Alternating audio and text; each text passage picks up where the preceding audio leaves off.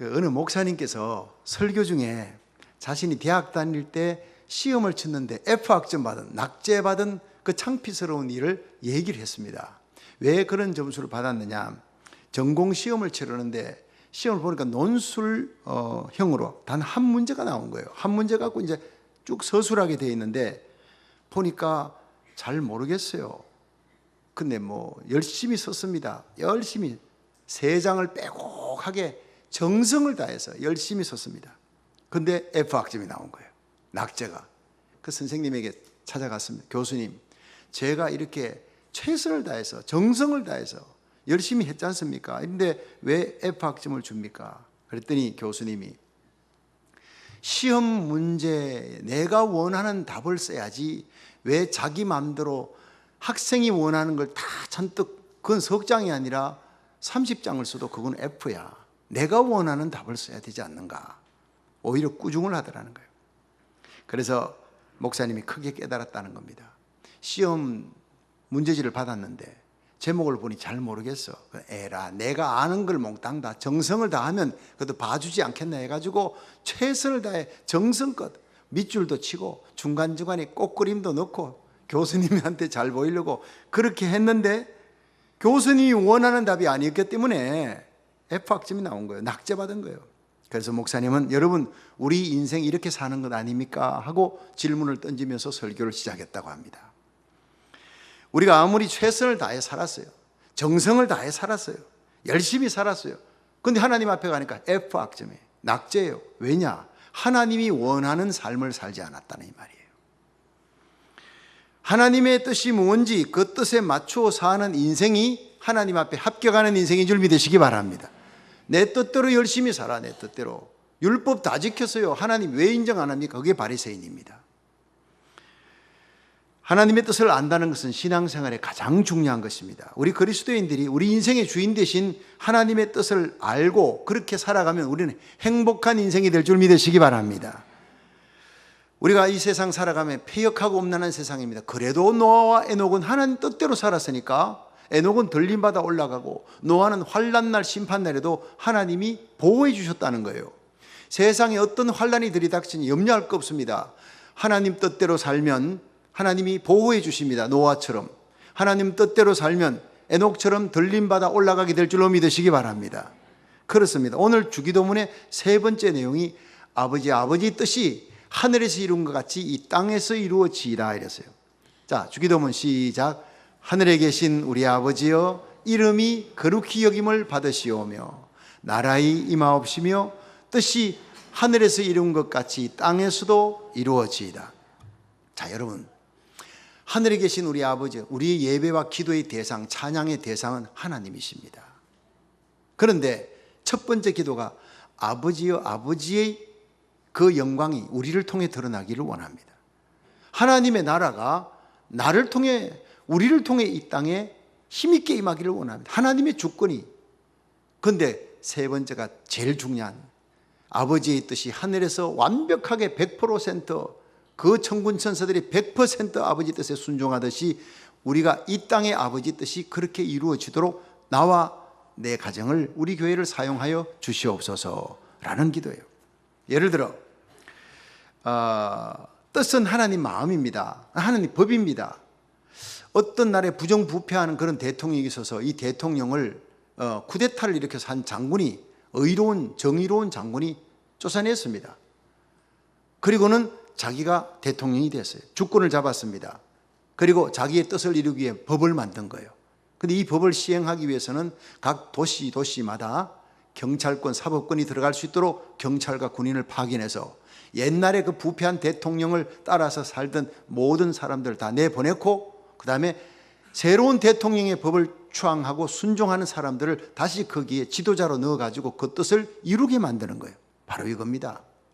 우리가 예수님을 구주로 믿는 그 순간 하나님의 주권이 우리 심령에 온 겁니다. 그런데 하나님의 법, 성경입니다. 하나님의 뜻, 하나님의 법이 우리의 삶 속에 이루어지기 위해 내 지성, 감정, 의지를 사로잡고 나의 삶 속에 그것이 속속들이 하나님의 사법권과 하나님의 통치가 이루어지기 위해 하나님의 뜻대로 살아가는 삶이 필요한 줄 믿으시기 바랍니다. 하나님의 주권, 예수님 구주로 믿었습니다. 예수 믿고 내 심령에 하나님 나라, 내 가정에 천국 가게 되어 있습니다. 그런데 이 땅에 사는 동안 sanctification, 거룩한 삶을 살아야 될 이유가 뭐냐? 거룩한 삶을 산다고 천국 가는 게 아니에요. 거룩한 삶을 삶으로 하나님의 뜻이 이 땅에 이루어지는 줄 믿으시기 바랍니다. 굉장히 중요한 겁니다. 하나님의 뜻을 이루고 하나님 자녀답게 하나님의 나라가, 하나님의 뜻이 우리 삶 속에 힘있게 임재할 수 있도록 사탄의 세력이 물러가고 그렇게 사는 거예요. 그래서 뜻이 하늘에 이루어진 같이 땅에서도 이루어지다는 것은 굉장히 중요한 성도의 기도입니다. 우리 이 기도대로 살아갈 수 있기를, 성령 충만받아 하나님의 뜻을 이 땅에 이루며 우리의 삶의 자리, 가정, 구역, 직장, 교회 안에서 이루며 살아갈 수 있기를 축원합니다. 그러면 하나님께서 하나님의 뜻을 이 땅에 이루기 위해 세 가지 실천할 것을 요구합니다. 첫째가 기도하라 하는 겁니다. 하나님 뜻을 이루기 위해. 자, 야고보서 5장 17절 18절 시작. 엘리야는 우리와 성정이 같은 사람이로되 저가 비 오지 않기를 간절히 기도한 적 3년 6개월 동안 땅에 비가 아니오고 다시 기도한 적 하늘이 비를 주고 땅이 열매를 내었느니라. 아멘. 아합 왕의 시대, 엘리야가 함께 살았던 시대예요. 아합 왕이 죄를 짓고 이세벨과 함께 주의 종들 죽이고 하나님을 밀어내고 성전을 부수고 3년 6개월 동안 하나님이 벌을 내려 비가 내리지 않아요. 초건목 비가 타들어가고 사람들이 굶어 죽습니다. 그때 하나님께서 엘리야에게 내가 이제 땅에 비를 내리리라 라고 하나님의 뜻을 전했습니다. 그럼 기다리면 될 것 아닙니까? 아닙니다.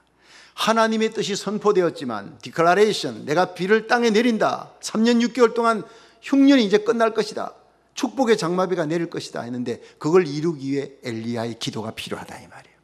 엘리야가 기도합니다. 그 전에 갈멜산에 450명의 그 바알 무리들 다 처리합니다. 하늘에 불이 떨어지고 그들 기송강가에 나가서 모든 이 땅을 황폐케 만든 모든 죄악의 뿌리를 전부 다 건절시켜 버렸어요. 죄를 회개했다는 거예요.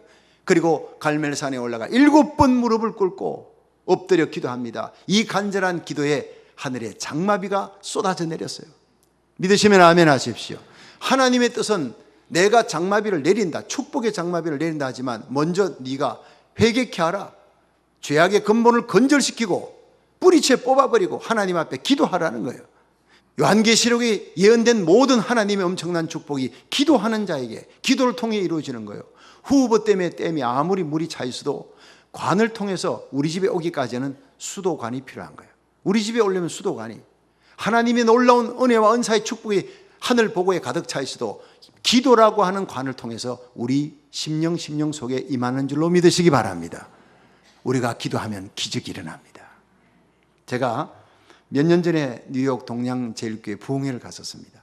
근데 둘째 날 새벽 기도를 마치고 너무 피곤해서 아침밥을 먹고 돌아왔습니다마는 잠시 좀 눈을 붙여야 되겠다, 저녁 집회 준비를 위해서.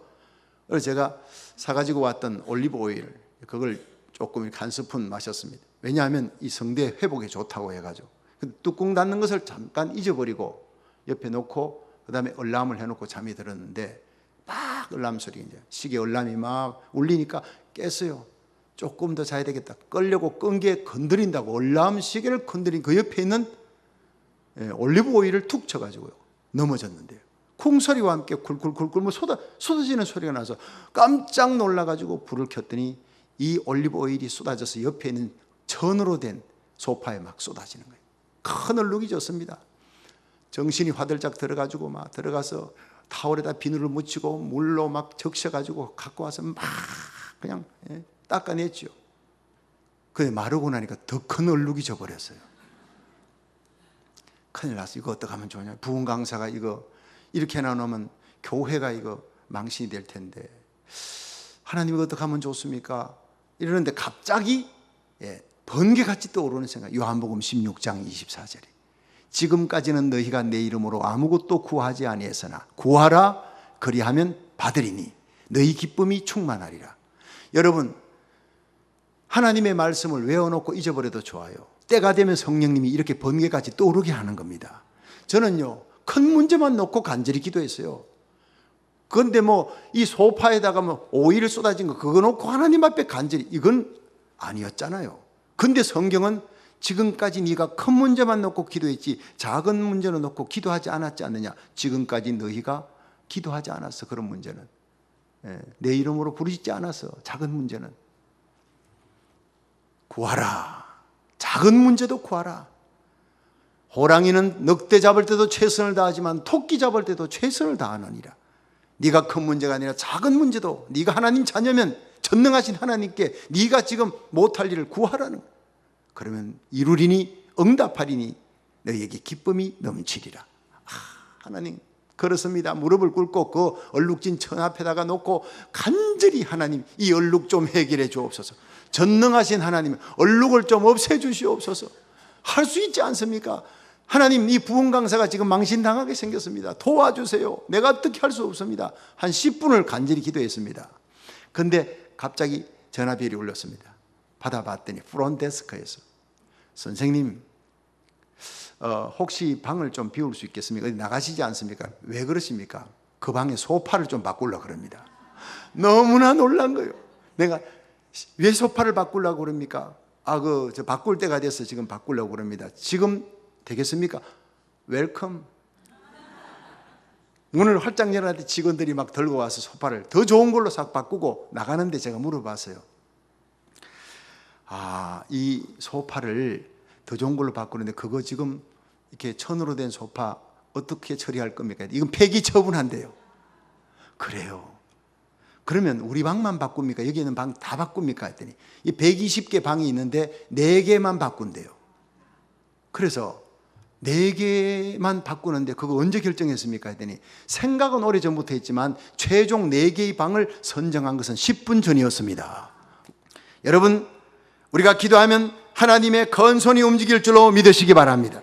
성경 속에 기록된 하나님의 모든 계획과 뜻이 우리의 강렬한 기도를 통해 이루어지는 줄 믿고 주님 오시는 그날까지, 주님 오시는 그 영광스러운 마지막 나팔 울려 퍼질 때 들림받는 그날, 내 인생의 마지막 호흡을 몰아쉬며 심장의 더운 피가 식는 그날까지 기도하며 살아가시기를, 하나님의 뜻을 이루며 살아가시기를 주의 이름으로 축원합니다. 두 번째, 하나님의 뜻을 이루기 위해서는 십자가를 져야 되는 거예요. 누가복음 14장 27절 시작. 누구든지 자기 십자가를 지고 나를 쫓지 않는 자도 능히 나의 제자가 되지 못하리라. 아멘. 여러분 여기 주님께서 십자가를 져란, 예수님이 지는 십자가 따로 있지만 자기 십자가를 지고 나를 따르는 자, 자기를 부인하고 나를 따르는 자 하늘나라에 합당하다는, 예수님의 제자가 된다. 여러분 십자가가 하나님의 뜻입니다.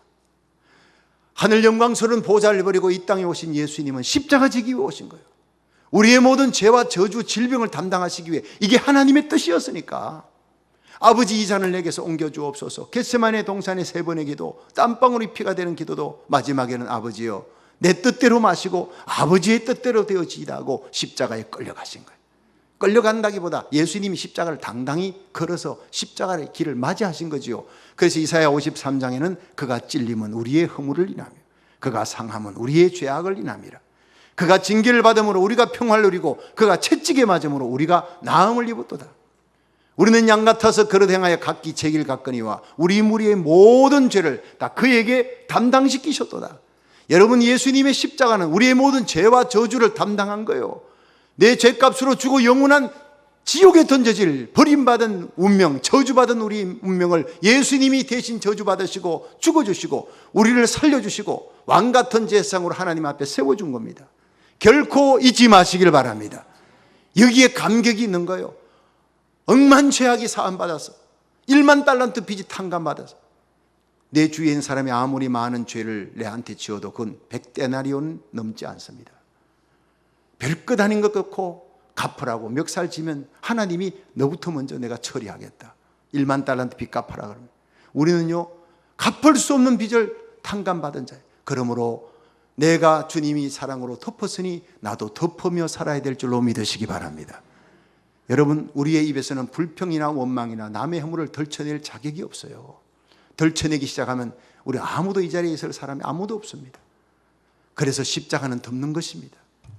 예수님이 십자가의 마지막 피함을 흘리고 돌아가셨을 때 로마 군병이 그 긴 창으로 예수님 심장을 찔렀잖아요. 주님의 심장에서 피가 콸콸 쏟아 나오며 그 찌른 죄인의 손, 악인의 손, 로마 군병의 그 창자루를 타고 그 죄인의 손을 덮었어요. 그 피로. 여러분, 우리의 죄가 예수님을 찔렀다고요. 로마 군병이 아니라 저와 여러분의 죄가 예수님을 골고다까지 끌고 가 십자가에 매달아 찔렀습니다. 그러나 주님의 흐르는 그 피로 우리의 모든 죄를 덮으시고 머리부터 발끝까지 주님의 붉은 보혈로 덮으셨다는 거예요. 고쳐서 구원받을 수 없기에 덮어서 구원받은 자들이 저와 여러분들이, 우리 일생 하나님을 향해 찬양의 입, 기도의 입이 열리기를 축원합니다. 세상을 향해 이 생명의 복음의 입이 열리기를 축원합니다. 원수에게까지 블레싱하는 축복의 입이 열리기를 축원합니다. 우리는 원수를 갚을 자격이 없는 사람이에요. 내가 하나님과 원수 되었을 때, 죄인 되었을 때 하나님이 그 아들 예수님을 십자가에 못 박아서 하나님이 우리에게 대한 자기 사랑을 확증하셨느니라 로마서 5장 8절은 얘기하고 있습니다. 따라합시다. 십자가는 덮는 것입니다. 십자가로 행하시기를 주의 이름으로 축원합니다. 마태복음 16장 24절에 아무든지 나를 따라오려거든 자기를 부인하고 자기 십자가를 지고 나를 따르라니. 상대방의 유익을 위해 나의 모든 자존심, 고집 다 십자가에 못 박아버리는 거예요. 예수님 때문에, 신앙생활 때문에 내가 손해보는 거예요. 이게 바로 십자가예요. understand, under 밑에 stand. 이해는 밑에 서는 거예요. 그 사람 입장에 서보면 밑에 서서 보니 이해가 되겠구나. 그게 천국입니다. 자동차를 타고 새 차를 뽑아가지고 이제 소개팅이 나갔던 남자가, 총각이 그 처녀를 태워서, 마음에 드는 처녀를 태워서 우리 식사하러 갑시다 하고 식당촌으로 가는데, 이게 새 차가 좀 속도를 내면요 철끄덕하고 오로도락 잠깁니다. 뭐 제 차는요 출발하자마자 철끄덕하고 잠깁니다. 한건 이 사람이 차를 타고 가는데 갑자기 철끄덕 잠기니까 옆에 있던 처녀가 깜짝 놀라가지고 차 문을 열었다 닫아 보니 이게 안 열리거든. 왜 이래요? 왜 갑자기 차를 잠그고 이래요? 하고 처녀가 막 당황을 하니까 이 더 당황되는 사람이 이 총각이에요. 그렇지, 내가 잠근 게 아니에요. 차가 이게 오토도어락이라 오토도어락이라고. 새 차를 샀는데 이게 60km 이상 되면 철컥 잠긴대요. 60km 이상 되면 애들이. 이 처녀가 더 얼굴이 빨개지면서 내 몸무게 60kg 이상 안 나간단 말이에요. 지금 안 웃는 사람은 집에 가서 생각을 하면 해요. 어디서 소통이? 소통이 안 되니까. 답답한 거예요.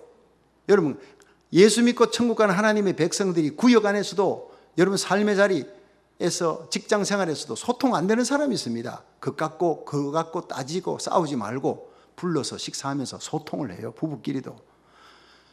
따라합시다. 소통하면 천국이요, 불통이면 지옥이라.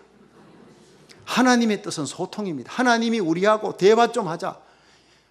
죄 짓고 도망가고 마귀 따라가는 우리를 보고 너희를 위해 천국 예배해 놓았다, 따라오면서 우리를 품에 안고 십자가에 달려 죽으신 분이 예수님이십니다.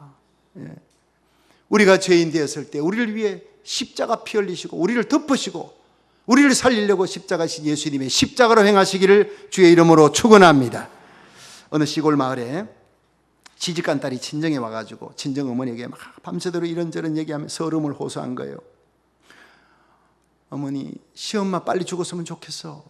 아니 왜? 이러고 저러고 자기한테 너무 핍박을 많이 한대. 웃으면 웃는다, 울면 운다. 막 도대체 어떻게 해야 될 줄 모르겠. 그때 시어머니가 한테 네가 그러면 안 돼, 이래갖고 해결될 문제가 아니겠다 싶어서 엄마가 지혜를 썼어요. 얘야, 너 시엄마 그렇게 미워, 빨리 죽이고 싶어, 소리 없이 죽이고 싶어, 방법이 있단다. 이 어머니가 좋아하는 떡을 매일 밤마다 사다 드려 과식을 하도록 많이. 과식을 하면 2달 만에 죽어. 노인네들은 자기 정신없이 먹다 보면 과식하면 밤마다 줘야 돼. 아침 먹고 또 운동하라고 하면 안 되니까 밤에 먹고 배터지기 먹고 과식 2달 하면 죽어. 이랬더니 기가 막힌 소식을 듣고 소리 없이 대접하고 죽는 건 자기 책임이 아니잖아요. 며느리가 그때부터요, 어머니가 좋아하는 좋은 떡을 시어머니에게 매일 밤마다 사다가 드렸어요. 대접을 하고. 그리고 시어머니가 아이고 웬일이, 저쪽에서 해가 뜨게 별별 핀찬을 해도 곧 죽을 텐데 뭐 2달 안에 죽을 텐데 하고는 온갖 얘기를 해도 그저 기쁨으로 대접을 했어요. 대접을. 그런데 이렇게 한 주, 두 주 지나가니까 시어머니가 슬그머니 미안해지더라는 거예요. 아이고, 이 아가가 그동안 내 때문에 힘들었을 텐데 이렇게 매일같이 떡을, 그것도 환하게 웃으면서 늘 얼굴 찌푸리고 다니던 얘가 내가 핀잔을 줘도 어머니 많이 드세요. 이런 아가를, 이런 며느리를 세상에 어디서 내가 구할 수 있겠나 생각해보니 미안해. 아가야, 우리 떡 같이 먹자. 아가야, 너 우리 집 어려운 집에 와서 고생 많이 했구나. 웬 복에 이런 천사 같은 이 며느리를 얻게 된지 몰라. 눈물이 걸숭걸숭하면 그러니까 가슴이 울렁울렁해지는 거예요. 이분이 돌아가실 때가 되니까 이런 별 얘기를 다 하는구나.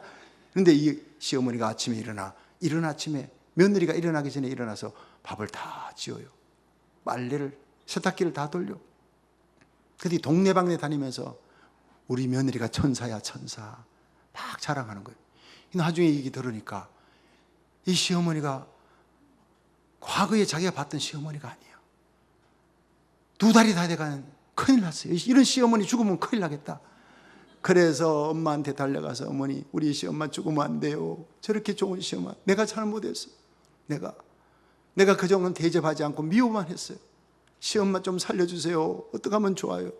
막 눈물을 흘리면서 얘기하니까 어머니가 웃으시면서 얘야, 너희 시엄마 절대 안 죽는단다. 노인네들이 아무리 많은 떡을 줘도 절제 없이 그렇게 막 퍼먹는 노인은 없어. 2달 만에 안 죽어. 네가 그렇게 정성을 다하면 사랑은 메아리와 같은 것이다. 내가 너를 사랑한다 하면 사랑한다고 돌아오지. 난 너 미워 그러면 미워로 돌아오는 것이야. 그러니까 네가 그렇게 대접하면 시어머니도 마음이 변해서 너를 사랑할 줄 내가 알았어. 가서 지극히 이제는 정성을 다해 진심으로 한번 해보거라. 그래서 그때부터 어머니의 진짜 뜻을 알고 정성을 다해서 지극정성으로 매일 해드렸더니 죽을 때까지, 시어머니 죽을 때까지 고부간이 정말 가장 아름답고 행복한 고부로 소문이 났던 그런 이야기. 전설 따라 삼천리가 아닙니다. 이거는 실제로 있었던 이야기. 이게 바로 천국입니다. 이게 참사랑이라는 거예요. 내가 죽는 겁니다. 내 고집 내 아집이 죽을 때 천국이 이루어질 줄로 믿으시기 바랍니다.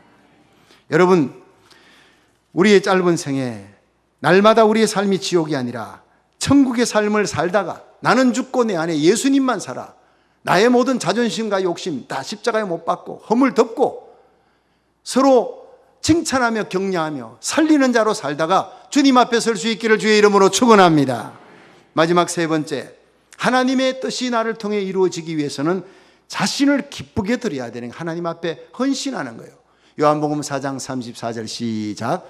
예수께서 이르시되 나의 양식은 나를 보내신 이의 뜻을 행하며 그의 일을 온전히 이루는 이것이니라.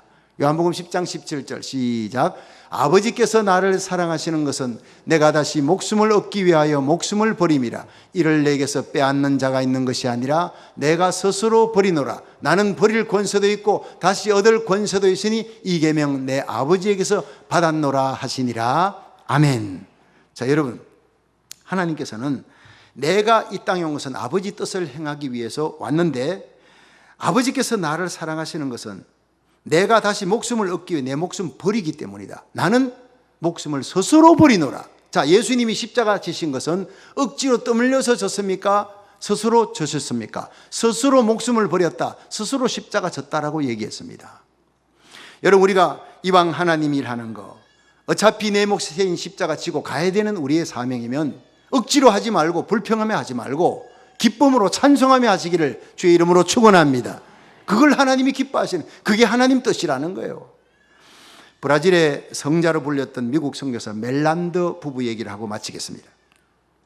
이 부부가 깊은 브라질 산골에 들어가서 선교를 이렇게 하는데 그분들의 이름이 4번 평생이 바뀝니다. 그곳 원주민 폴리오 인디언들이 처음에 멜란드 부부가 왔으니까 백인이다. 왜냐하면 백인들이 무기를 갖고 자기들 많이 죽였거든요. 정오의 대명사의 정오의 명칭이 백인이다. 그냥 질시, 그리고 눈총을 쏘면서 너희들이 이 땅에 뭐 때문에 왔느냐, 곱지 않은 눈으로 본 거예요. 그럼에도 불구하고 이들은 끊임없이 의로 선교를 베풀면서 병든 자를 치료해 주는 세월을 보냅니다. 그러자 이들을 바라보던 인디오들이 이들에게 존경하는 백인이다라고, 백인은 백인이되 존경하는 백인이다 이름을 바꿨어요. 이분들이 그동안 열심히 일을 해서 10년 동안 그들의 언어를 배워서 그 원주민들하고 똑같이 대화를 할 수 있게 됐어요.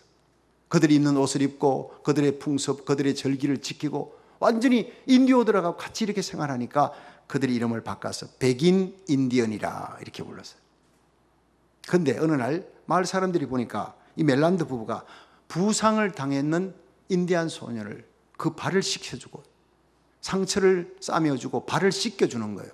그러자 이 주위의 마을 사람들이 인디안의 발을 씻겨준 백인을 보았는가? 치료해주는 사람은 봤어도 발 씻겨주는, 무릎을 꿇고 저렇게 발 씻겨주는 인디안은, 이 무릎을 꿇고 발을 씻겨주는 백인은 하나님이 보낸 사람임에 틀림없다. 저들은 바로 a man of God, 하나님의 사람이다. 그래서 그때부터 하나님의 사람으로 이름을 불리면서 생애를 마쳤다고 하는 얘기입니다. 여러분, 이렇게 사는 삶이 바로 하나님이여 하나님의 뜻이 나를 통해 이 땅에 이루어지게 하옵소서 하며 살아가는 그리스도인의 삶인 줄로 믿으시기 바랍니다. 우리는 모두 선교사들이에요. 우리의 삶의 자리에 하나님께서 선교사로 보내는 거예요. 거기에서 예수님의 향기, 예수님의 모습을 보여주는 하나님의 사람이 되기를 주의 이름으로 축원합니다. 우리 주위에 있는 사람들이 우리의 섬김을 통해 감동받고 그들이 우리의 만난 예수님을 만나고 그들과 함께 천국 백성으로 손잡고 걸어갈 때 이 땅에 하나님 나라가 이루어질 줄 믿으시기 바랍니다.